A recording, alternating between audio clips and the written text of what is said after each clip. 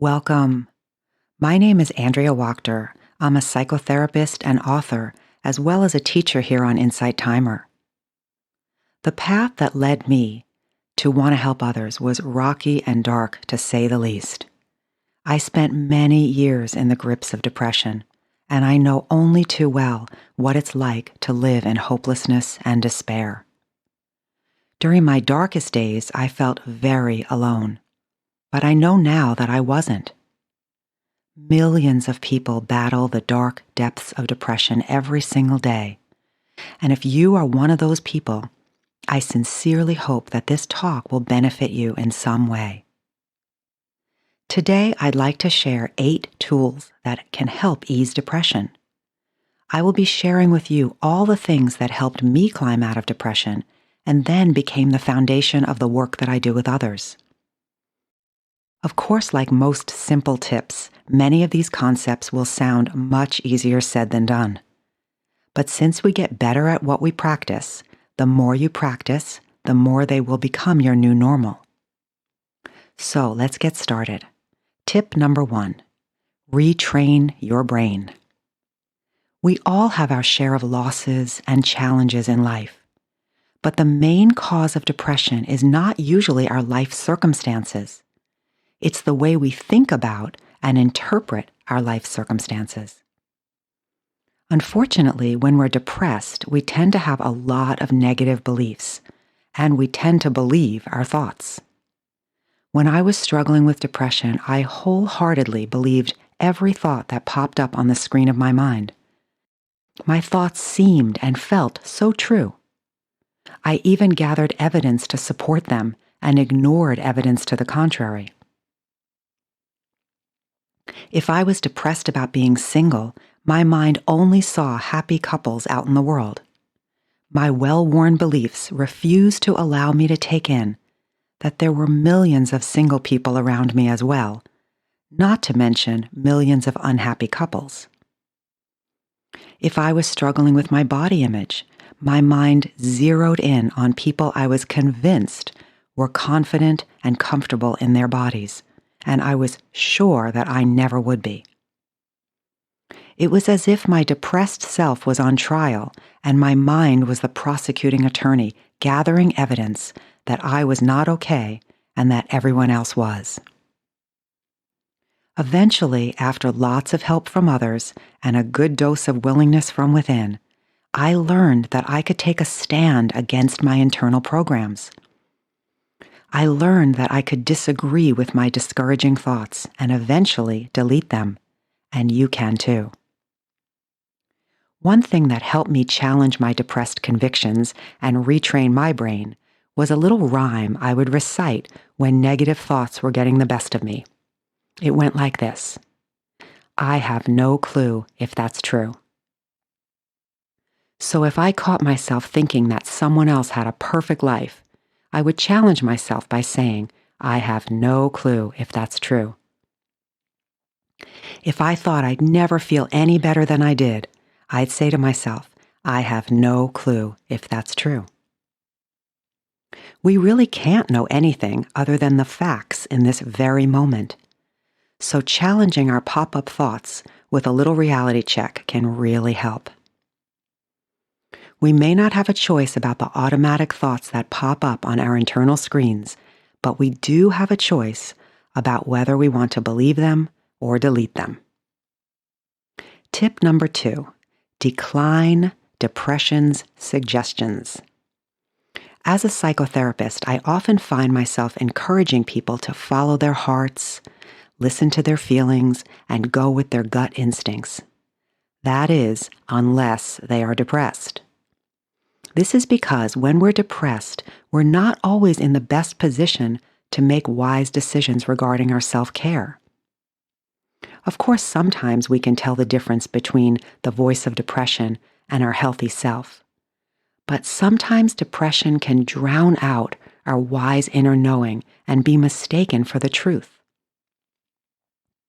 When I was depressed, my voice of depression used to convince me to isolate, oversleep, binge eat, starve myself, zone out on TV. use mind-altering substances, or just give up. I remember once when I was in a deep depression, I had plans to meet a friend for dinner and a movie. Well, I called to tell her that I had to cancel because I was really down and I probably wouldn't be very good company anyway. Well, she encouraged me to show up, and she told me that I could be exactly as I was. So, despite my strong desire to isolate, I showed up and I actually ended up feeling uplifted and less depressed than before I went. I did the opposite of what my depression was telling me to do, or in this case, not to do. I learned that when I was depressed and thought I should isolate, I should do exactly the opposite and reach out to a friend. When my voice of depression wanted to watch TV all day, I had to push myself to take a walk, read, or listen to something inspirational. Back then it was self-help cassette tapes. Some of you may remember those. But today we have endless options with blogs, books, podcasts, and of course, Insight Timer. Unfortunately and ironically, depression often zaps the energy and motivation we need to do the very things that will make us feel better. So, learning to do the opposite of what your voice of depression suggests will help you begin to climb out of the pit. Tip number 3, upgrade your mind mood. In my work with clients, I like to teach what I call 3 different mind moods: unkind mind, kind mind, and quiet mind. They're all pretty self-explanatory, but suffice it to say that an unkind mind dishes out negative and critical thoughts. A kind mind is when we're thinking positively or kindly toward ourselves and others. And when we're in a quiet mind mood, we're simply in the present moment and our minds are at peace. So let's say you become aware that your unkind mind has been running the show.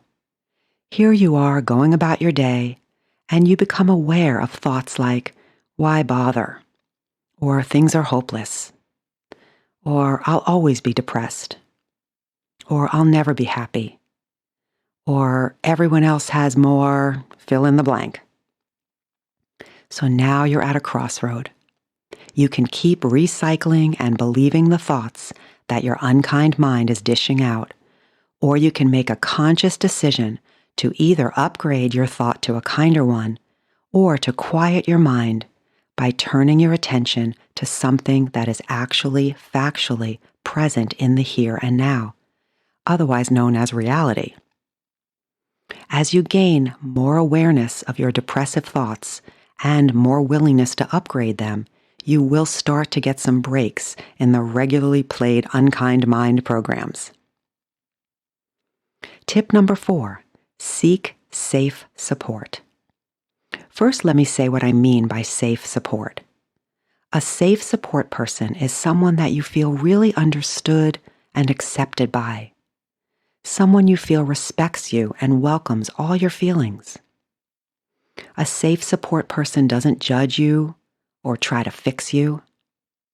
And when you express your feelings to a safe person, you feel really heard and cared about. Hopefully, you have at least 1 or 2 safe and trusted people in your life. If you don't, I hope you'll seek out that level of support. You may also have some people in your life who you know are not safe for you to be vulnerable with. That's really important information.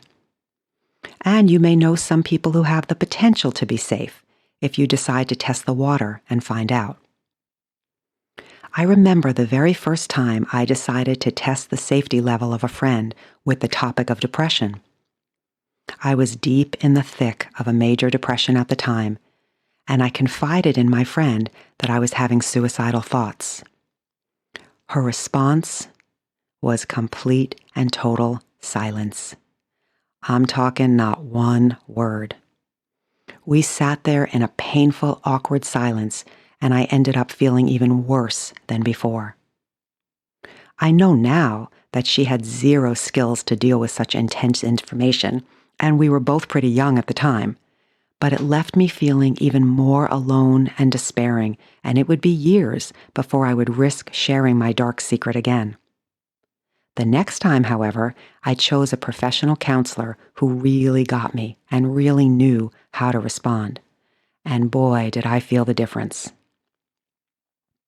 So if you're not sure if someone is emotionally safe to share your deeper feelings with, they may be able to meet your needs or hear your respectful requests. And if not, there are many other potentially safe people to reach out to when you're ready. A safe support person could be a friend, a family member, or a professional. If you are looking for a therapist, you might consider someone who has cognitive behavioral therapy skills, as well as mindfulness training. Cognitive behavioral therapy, or CBT, will help you learn to challenge and upgrade your thinking, and mindfulness will help you learn to live without becoming lost in your thoughts. In addition to CBT and mindfulness, there are many other modalities of therapy that can help with depression. Too many for me to list here, but I will say and briefly explain a few of my favorites. IFS, EMDR, EFT, and hypnotherapy. I'll explain them a little bit. IFS stands for Internal Family Systems. It's also known as parts work. IFS holds the view that our minds are made up of different subpersonalities or parts, and an IFS therapist helps people understand and heal their wounded parts. EMDR stands for Eye Movement Desensitization and Reprocessing. EMDR is highly regarded for treating trauma, but many people have been reporting a decrease in depression from it as well. An EMDR therapist will guide you through specific eye movements and other bilateral stimulation that may include gentle tapping or non-invasive movements. EFT, or Emotional Freedom Techniques, is also referred to as tapping or psychological acupressure. EFT is a form of counseling that draws on alternative medicine, including acupuncture, neuro-linguistic programming, and energy medicine. Once someone learns EFT, they can also practice the technique on themselves, which makes it very accessible, not to mention free of charge. And one more I'll mention is hypnotherapy. This is a form of therapy used to deprogram and reprogram the subconscious mind. A hypnotherapist guides people into a deep, relaxed state and then gives suggestions for relaxation and positive changes. So again, those are just a handful of my favorites. There's many more, but it can really help to find a modality and a therapist that fits for you. Hopefully you have some safe people in your life already, and if not, I hope you will seek out loving, compassionate, non-judgmental support, and eventually you can also be that way towards yourself. Tip number 5, change harsh monologues to compassionate dialogues. It's so common for people to be hard on themselves when they are depressed, and yet it's when we're depressed that we most need kindness and compassion. Imagine how you would speak to a child or a dear friend if they were feeling down. Hopefully, you would communicate with them in a very kind and compassionate way. Healing does not come from harshness. If it did, you would probably feel better by now, because I'm guessing you have not spent the majority of your time being compassionate and kind towards your depressed emotions. Sadly, many people with depression spend the majority of their time beating themselves up and then feeling bad about feeling bad. But fortunately, we can turn this pattern around, and every moment we get another chance. Healing begins when we meet our emotions with tenderness and empathy. Let's take a brief look at how to do that. If we break down the word depression, we get depress, pressing down. So often we are taught to depress or press down our emotions, and they end up turning into a big ball of depression. So part of overcoming depression is learning how to identify and express your emotions and receive the compassion you need for them. You may have unresolved feelings that led to developing depression in the first place. You may have emotions about your depression, and you might have feelings as a result of depression. They all need compassion and honoring. And as we learn how to face, feel, and respond to our own emotions in healthy ways, we can free them from our bodies and experience more periods of release and relief. Here's a little exercise you can practice either now or later. You can do this exercise in writing, or in your imagination, or out loud when you have some privacy. Or it might feel better for you to do this exercise with a safe support person. So, if you decide you'd like to try it on your own, you can either do it now along with me and pause the recording as you need to, or you can just listen now and try it later. So, first, you would tune into the sensations or emotions inside of you. You might find sadness, anger, loneliness, fear, or any other emotion. There's no right or wrong.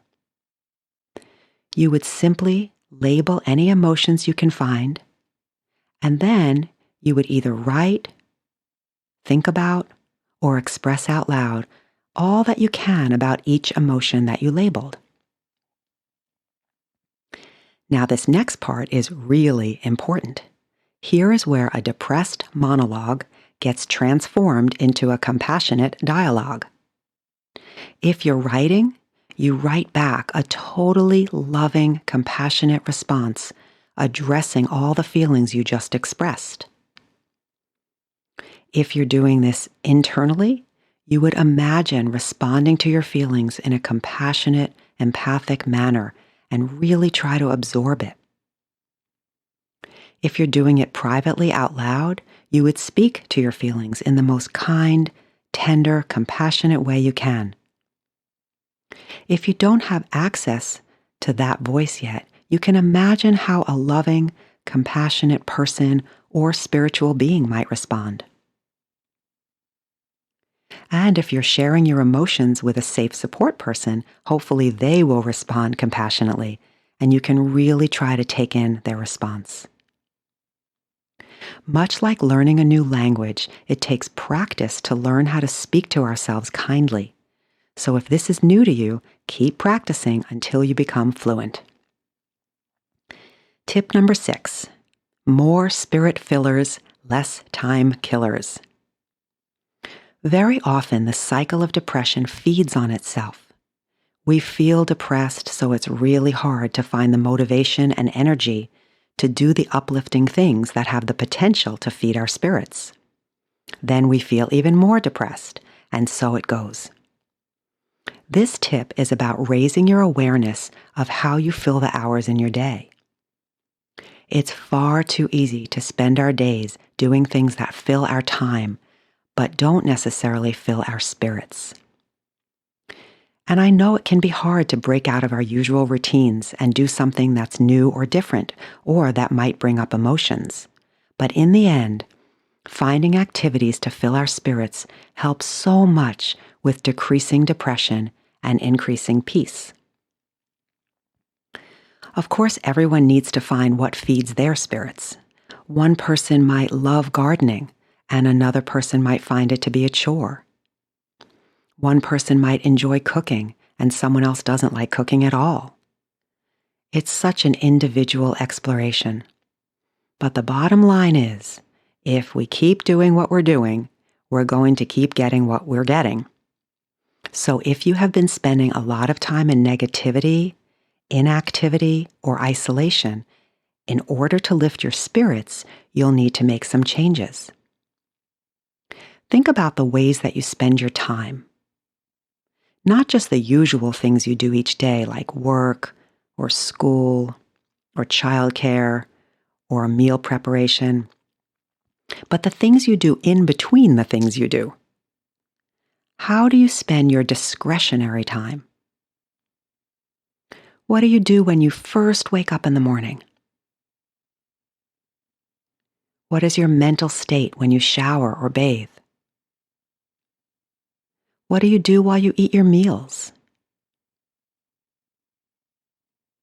What do you do when you prepare for your day or drive to work, school, or errands? What do you do if you have an unexpected 15-minute break in between scheduled events? What do you do when you first get home from work or school or transition from day to night? What do you do when you prepare your dinner or wind down in the evening? What do you do right before you fall asleep at night? How do you spend your weekends or days off? Now hear this. This is not about beating yourself up. This is about increasing your awareness of how you spend your time. Are you spending the majority of your moments in time killers, or are you doing things that you would consider spirit fillers? One of the best ways to decrease depression is to make sure you are sufficiently feeding your spirit. You may not have a choice about being someone who has been struggling with depression, but you do have choice about how you choose to fill many of the moments in your day. It might be much easier to numb out on social media than to close your eyes and meditate and actually have to be with yourself or your emotions. It might be way more tempting to zone out on TV all day, but getting a walk and some fresh air or reaching out to a friend could potentially feed your spirit much more than yet another hour of TV. It's also important to look at how you think something will leave you feeling afterwards, not just how it feels to do it. Some things give us a short-term feeling of, but leave us with a long-term, ow. Other activities might be more challenging to do at first, but leave us with a longer-term feeling of relief. So try to keep your awareness up and consider making a list of activities that you would consider time killers and a list of the things you would call spirit fillers. Some things might clearly be spirit fillers or time killers for you, but not necessarily every single time. In one instance, a nap might feel like a spirit filler, and in another, it feels like checking out since you've already been in bed most of the day. Having a favorite cookie might feel like a lovely treat one day, and another time it doesn't feel loving if you're already full from the meal and dessert you just had.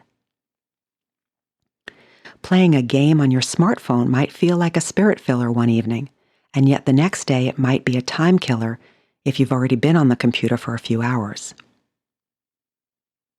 So see if you can increase your conscious awareness by regularly asking yourself, is this a time killer or a spirit filler? Tip number 7, properly charge your body battery. Sometimes when people struggle with depression, it can be very challenging to practice good self-care.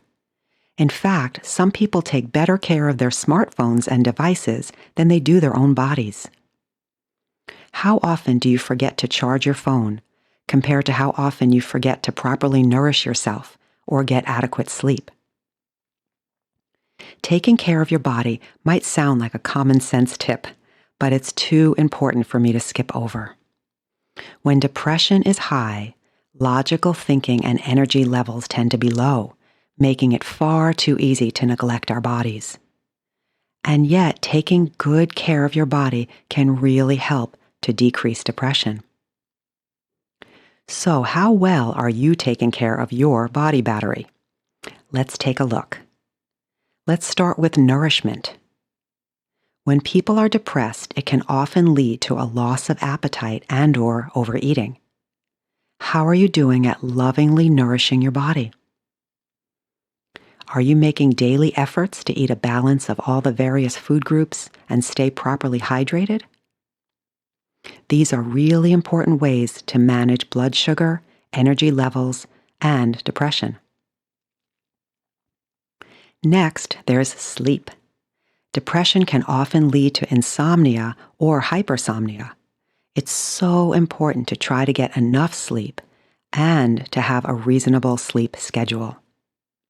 It's far too easy to stay up way too late and sleep the day away when we're depressed, and these habits can really add to the isolating pattern of depression.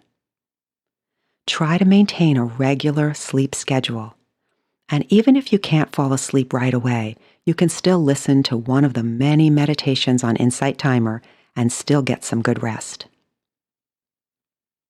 Now let's look at movement. Oftentimes, depression feels very heavy, and it can make it very hard to feel like moving our bodies. And yet, moving can really help to get our endorphins and life force going again. So hopefully, if depression is making it hard for you to get moving, you can push past it and find some ways to move your body on a regular basis, whether that's a walk in nature, a stroll around the block, some simple stretches, or a local class. One thing that helped me move my body when I was in my darkest days was to tell myself I could go for 5 minutes, and if I wanted to stop, I could. Sometimes I stopped after 5 minutes, but most of the time, it actually felt surprisingly good and I wanted to keep going. So, if depression makes it hard for you to move your body, try thinking about what types of play and movement you used to enjoy as a kid or before you got depressed, and consider giving those a try. I find that most people with depression find it hard to get themselves to move their bodies, but they rarely regret it after they do. The next aspect of body care is hygiene. Sometimes depression can render us with such low energy that even the basics, like showering, bathing, teeth brushing, flossing, and dressing in clean, well-kept clothes can seem like heavy chores.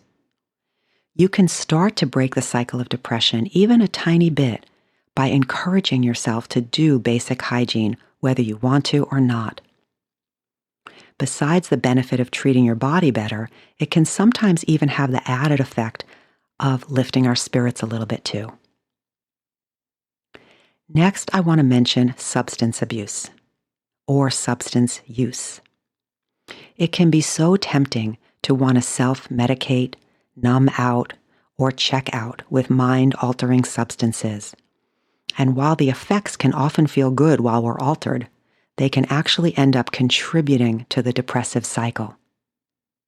If you are using or abusing drugs, alcohol, cigarettes, or even caffeine, try to be conscious of the effects they may be having on depression and get some help with that. And the final aspect of tending to your body is medical care. Whether you're being treated by a general practitioner, a naturopath, or a functional medicine practitioner, it's so important to have medical care from someone you trust. It can really help to have a full exam, including lab work, to rule out any deficiencies or excesses. Your practitioner may recommend medicine, herbs, supplements, or other modalities that can help ease depression. And like all the tips I've mentioned so far, this is not about perfection.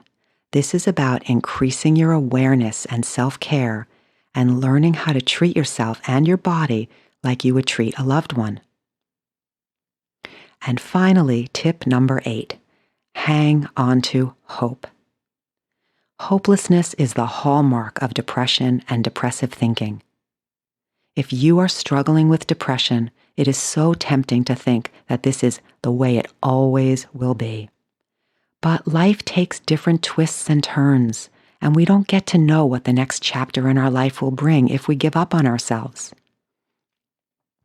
One client of mine suffered with a major depression that largely centered around loneliness and comparing herself to her seemingly happily married friends.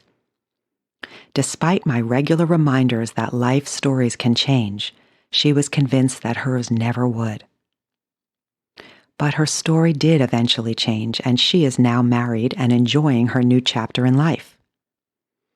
Additionally, a few of her seemingly perfect and happy friends, who she used to compare herself to, are now divorced and facing new chapters of their own.